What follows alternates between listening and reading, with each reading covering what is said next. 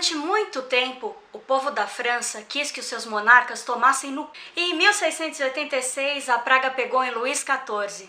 Então, vamos logo aos anais da questão.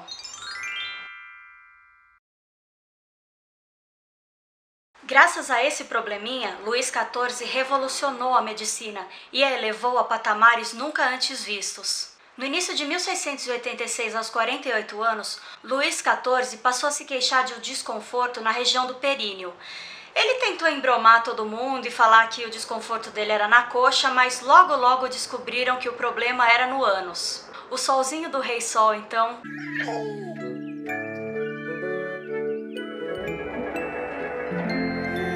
passou a ser motivo de chacota pela França inteira. E, é claro, nesse canal também. Sabe que lá no fundo, com perdão do trocadilho, somos todos iguais, né?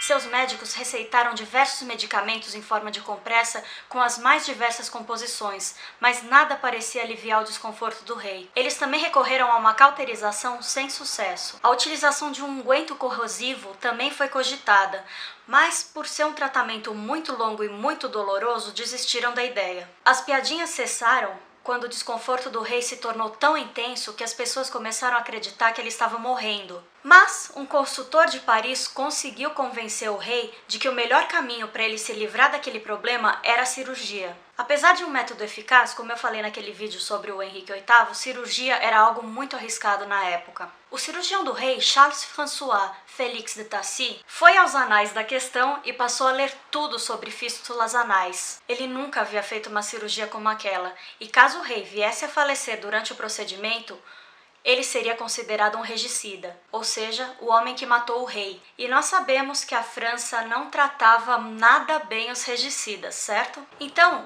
Félix procurou as alas públicas dos hospitais de Paris de Paris em busca de pessoas que apresentassem um caso igual ao do rei, cobaias. Então ele operaria essas pessoas até se sentir pronto para operar o soberano. Em novembro de 1686, depois de operar muitas pessoas, ele se sentiu finalmente preparado para operar o rei. Ele ainda aprimorou um bisturi especialmente para o procedimento.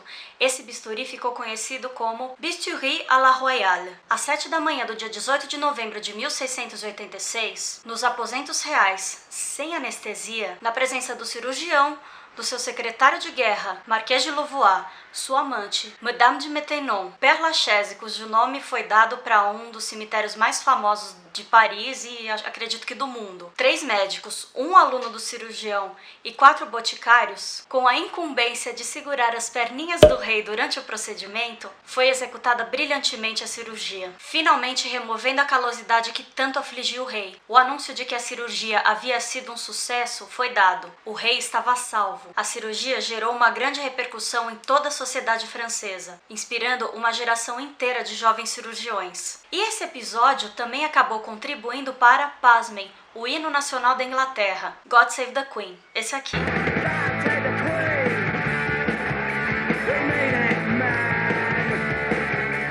é esse? Corta!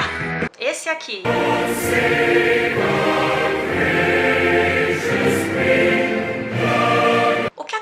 É que ele, se sentindo totalmente recuperado, visitou uma escola para jovens nobres. A fundadora quis homenagear o rei, fazer uma surpresa e escreveu um poema, Quand Dieu sauve le roi, e pediu para que as alunas o declamassem. O poema foi musicado por Giovanni Battista Lully. Anos depois, o compositor George Friedrich Handel, George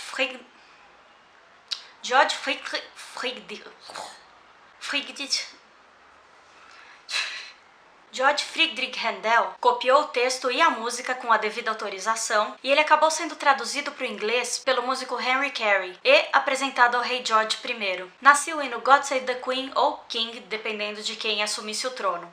Se você gostou desse vídeo, dá um joinha. Se não gostou, vai tomar no seu c...